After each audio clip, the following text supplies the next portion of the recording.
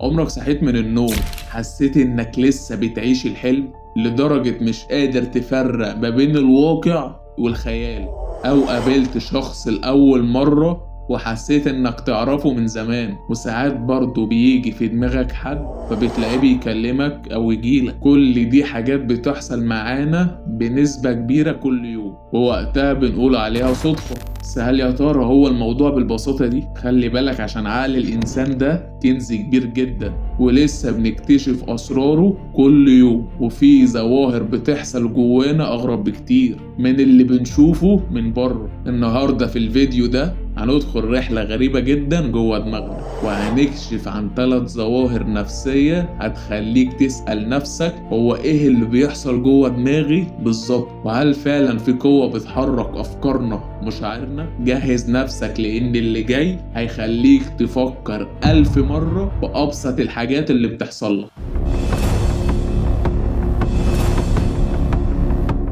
صباح او مساء الخير على حسب الوقت اللي انت بتتفرج فيه على الفيديو. ونبدأ بأول حاجة وهي الصلاة على النبي عليه أفضل الصلاة والسلام، وندخل على أول نظرية وهي الديجافو. شعور إنك عشت اللحظة دي قبل كده، بمعنى كام مرة كنت في مكان جديد أو بتعمل حاجة لأول مرة وفجأة يجيلك إحساس قوي إنك عشت اللحظة دي قبل كده بالظبط، بنفس المشهد ونفس الكلام والإحساس. التفسير العلمي الشائع للنظرية دي غالبا بيكون بسبب خلل لحظي في معالجة الدماغ للمعلومات، فالمخ بيستقبل المعلومات مرتين بفارق زمني بسيط جدا وبيتهيأ لنا إنها معلومة قديمة. وفي بعض التفسيرات التانية بتقول إن ممكن تكون اللحظة دي حلم حلمته قبل كده. وندخل على النظرية رقم 2 وهي توارد الخواطر، بمعنى عمرك كنت بتفكر في شخص معين ولسه بتجيب في سيرته، أو حتى بتفكر ترن عليه وتلاقيه هو اللي بيرن عليك، أو بعتلك رسالة في نفس اللحظة. وطبعا في ناس كتير جدا بتسمي اللحظة دي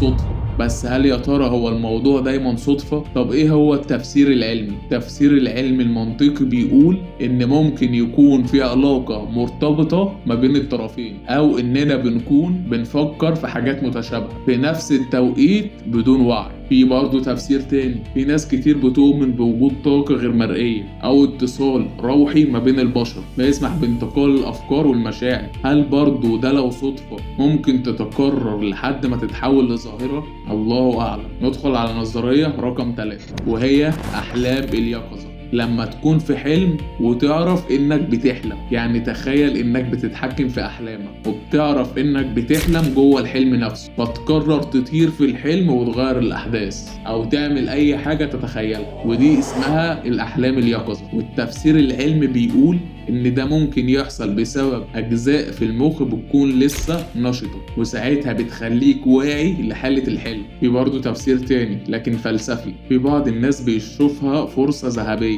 علشان يستكشف عقله الباطن، او حتى للتعامل مع مشاعر معينة بطريقة ما يكونش فيها اي خطورة. طب هل الاحلام اليقظة ممكن تكون مفتاح لفهم أعمق لعقلنا؟ ممكن نكون حسينا إن عقلنا ده فعلا عالم مش مفهوم، مليان أسرار وخبايا محتاجين لسه نكتشفها. ممكن يكون كل الظواهر اللي احنا ناقشناها يكون ليها تفسير علمي بسيط، وممكن تكون لمحة بسيطة لقدرات لسه ما اكتشفناهاش في عقلنا. وعايزك تقولي في التعليقات ايه اكتر ظاهرة بتتكرر معاك. ما تنساش تعمل شير ولايك وسبسكرايب وتفعل زر الجرس عشان يوصلك كل جديد. اشوفكم على خير، سلام.